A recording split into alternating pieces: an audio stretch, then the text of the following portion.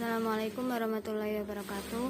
Kami dari kelompok 2 yang beranggotakan saya sendiri Zulfa Lela Syafi NIM 026 dan teman saya Khotimatun Nurus Solihah NIM 116 akan menjelaskan mengenai sewa guna usaha dalam perpajakan. Kemudian pengertian sewa guna usaha leasing.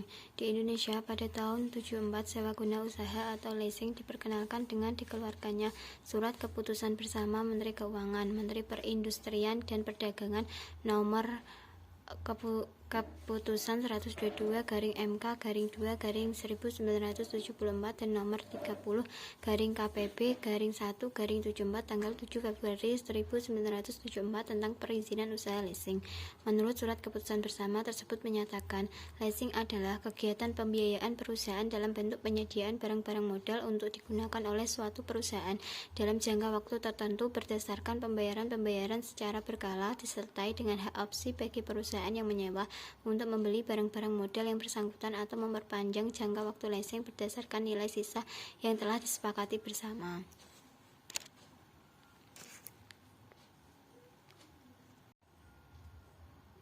Kemudian jenis-jenis sewa guna usaha. Adapun jenis-jenis leasing yang dikenal secara umum sebagai berikut, yaitu yang pertama finance lease atau sewa guna usaha pembiayaan. Perusahaan sewa guna usaha atau lessor adalah pihak yang membiayai penyediaan barang modal. Yang kedua operating lease, sewa menyewa biasa. Perusahaan sewa guna usaha membeli barang modal dan selanjutnya disewa guna usahakan kepada penyewa guna usaha. Yang ketiga sales type lease, sewa guna usaha penjualan. Sewa guna usaha jenis ini merupakan transaksi pembiayaan sewa guna usaha secara langsung atau direct finance lease.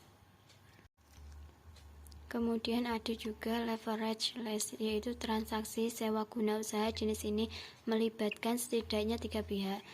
Kemudian syndicated lease, yaitu sewa guna usaha. Sindikasi ini terdiri beberapa perusahaan sewa guna usaha secara bersama melakukan transaksi sewa guna usaha dengan satu penyewa guna usaha dengan nilai transaksi yang cukup besar.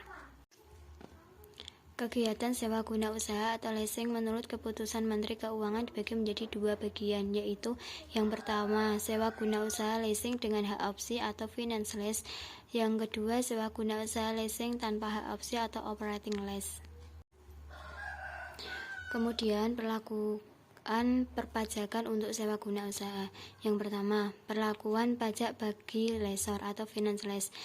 Penghasilan lessor yang dikenakan PPh adalah sebagian dari pembayaran finance lease, yaitu berupa imbalan jasa leasing dikurangi dengan angsuran pokok. Yang kedua, lessor tidak boleh menyusutkan atas barang modal yang di leasing. Yang ketiga, dalam hal masa leasing lebih pendek dari masa yang telah ditentukan. Kemudian, lessor dapat membentuk cadangan penghapusan piutang ragu-ragu yang dapat dikurangkan dari penghasilan bruto. Kemudian kerugian yang diderita karena piutang leasing yang nyata-nyata tidak dapat ditagih lagi dibebankan pada cadangan penghapusan piutang ragu-ragu yang telah dibentuk pada awal tahun pajak yang bersangkutan. Dalam hal cadangan penghapusan piutang ragu-ragu tersebut tidak sepenuhnya dibebani untuk menutup kerugian dimaksud. Lalu, besarnya angsuran PPh pasal 25 untuk setiap bulan adalah jumlah PPh terutang berdasarkan laporan keuangan triwulan terakhir yang disetahunkan dibagi 12. Baik, saya Khotimatun Nurus Solihah akan melanjutkan presentasi. Yang kedua yaitu ada perlakuan pajak bagi lessor atau operating lease. Yang pertama, seluruh pembayaran operating lease yang diterima lessor merupakan objek pajak penghasilan. Yang kedua, lessor membebankan biaya penyusutan atas barang modal yang di leasing tersebut. Lalu yang ketiga, lessor tidak diperkenankan membentuk cadangan penghapusan piutang ragu-ragu. Lalu yang ketiga, ada perlakuan pajak bagi lease atau finance lease. Yang pertama, selama masa leasing, lessee tidak boleh melakukan penyusutan atas barang modal yang di leasing sampai saat lessee menggunakan hak opsi untuk membeli. Yang kedua, setelah lessee menggunakan hak opsi untuk membeli barang modal tersebut. Lalu yang ketiga, pembayaran leasing oleh lessee. Dan yang keempat, ada dalam hal masa leasing lebih pendek daripada masa yang telah ditentukan. Yang kelima, dalam hal terjadi transaksi sell and leaseback harus diperlakukan sebagai dua transaksi yang terpisah. Lalu ada lease tidak memotong PPh pasal 23 atas pembayaran leasing, dan yang terakhir atas penyerahan jasa ini dikecualikan dari pengenaan pajak pertambahan nilai. Yang keempat, di sini ada perlakuan pajak bagi lease atau operating lease. Di sini yang pertama, pembayaran operating lease yang dibayar oleh lease adalah biaya yang dapat dikurangkan dari penghasilan bruto. Yang kedua, lease tidak boleh melakukan penyusutan atas barang modal yang di-leasing. Yang ketiga, lease wajib memotong PPh pasal 23 atas pembayaran operating lease yang dibayarkan kepada lessor. Dan yang terakhir, atas penyerahan jasa ini terhutang pajak pertambahan nilai. Lalu, beberapa istilah dalam transaksi sewa guna usaha. Dalam suatu transaksi sewa guna usaha, ada beberapa istilah yang harus diketahui. Antara lain, yang pertama yaitu barang modal.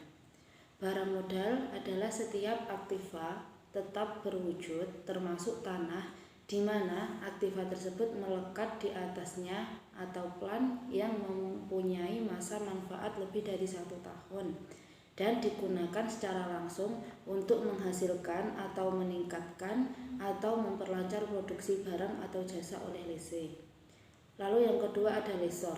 Lessor adalah perusahaan pembiayaan atau perusahaan sewa guna usaha yang telah memperoleh izin usaha dari Menteri Keuangan dan melakukan kegiatan sewa guna usaha.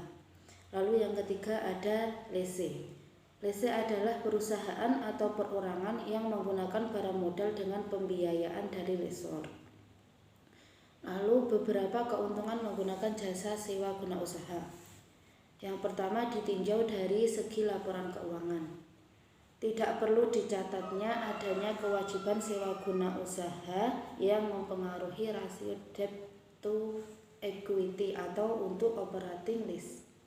Lalu yang kedua, dari segi perpajakan. Semua pembayaran sewa guna usaha untuk suatu masa pajak dapat diperhitungkan sebagai biaya operasi masa pajak yang bersangkutan, sehingga dengan sendirinya pendapatan kena pajak akan berkurang. Lalu yang ketiga, dari segi finansial. Pemanfaatan jasa sewa guna usaha itu tidak terlalu berorientasi pada jaminan non-kolateral. Lalu yang keempat, dari segi pengelolaan kas. Pembayaran yang tetap jumlahnya dengan waktu pembayaran yang sudah ditentukan, maka dengan sendirinya sangat memudahkan untuk mengadakan cash budget. Lalu yang kelima, dari segi inflasi. Pembayaran yang tetap jumlahnya, maka walaupun terjadi inflasi, lease mengeluarkan biaya sewa yang tetap, sehingga dengan sendirinya nilai real dari biaya sewa tersebut akan berkurang. Dan yang terakhir, yang keenam, itu dari segi barang modal yang menjadi objek. Transaksi sewa guna usaha yang secara hukum belum terjadi perpindahan hak milik atas barang yang menjadi objek. Cukup sekian penyampaian materi dari kelompok kami. Kurang lebihnya mohon maaf. Untuk selanjutnya sesi tanya jawab. Terima kasih.